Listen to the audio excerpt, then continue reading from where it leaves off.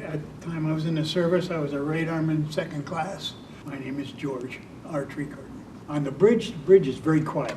The captain or the officer of the deck who's there is in charge, and he's giving orders, and you have to carry out the orders he's doing. Now, you may be a wheelman, you may be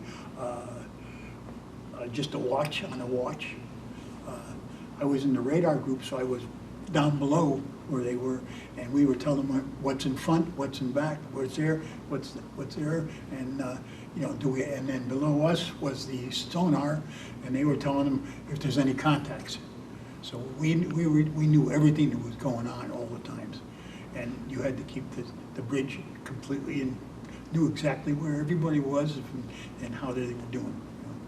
You know? So it was interesting, very all the time. You always found it. Then you know there was.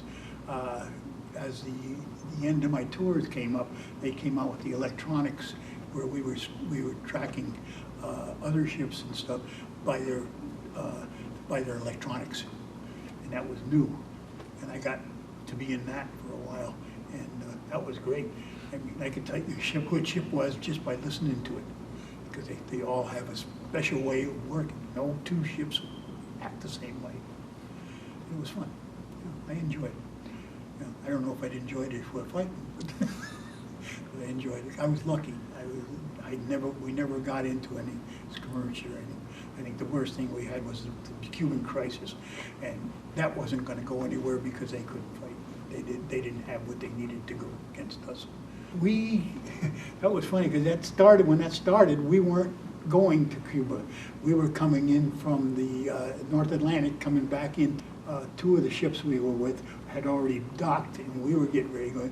We were coming into Boston. We were going to get some leave, and we got about 2 miles off Boston, and all of a sudden we turned and started to go south. And we're going, where are they going? Where are we going? No one knew. I don't think even the captain knew where we were going. He had orders to go this way. And I think it was about 2.5 hours later that we found out we weren't going to Cuba. And that was kind of a shock.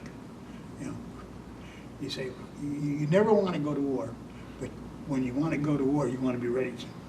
So that's what we did. We got ready. You know, that was, you know, people were writing letters and setting them down. And there's no way to get them out. You know, you can't get them. It isn't like you walk out the post office. Not unless you can walk and swim at the same time. No one knew why. You know, they don't tell you very much. You know, we're going, and we're going. When you're going flank speed, you know you're going somewhere they need fast. So yeah, we went. You know, once we got down there and we saw what was happening, we were, you know, we did blockade, and then we did checking everything that came through. We checked to see what was there. You know, so you were on duty 24 hours a day. You know, switching around as little to get some sleep and stuff. But yeah, you were looking for missiles. You were looking for anything that looked like they were supplying to the Cubans, and make sure you turn it around and make it go the other way. You know, and they didn't want to mess with us. They once we got set up down there, they didn't do anything. They were just stuck. You know, Cuba's not a nice place. Anyway, it's very hot. Very hot place. I was still in the radar department, which is right down below the bridge. We could see everything on the scoops and everything, but we could not see what's out there. You know, in fact, we told them what was coming, and they told us what was there. So you get the information that way. But we'd sneak around, open the door, and peek up, see what's happening. At sometimes you'd pick up 5, 6.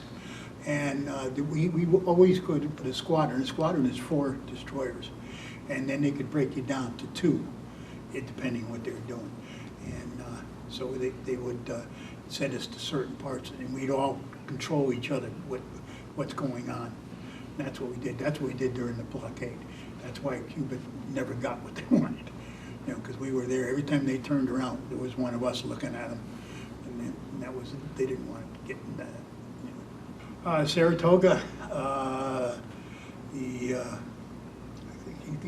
usually Saratoga, we worked with the Saratoga an awful lot because it was out of, you know, South Charleston. So we ended up out of there. We used to be in Newport. That's where they used to keep all the destroyers. They did away with that in the beginning of there because it was too many of us in one place, and that was, you know, we got to get split up. No more than two together.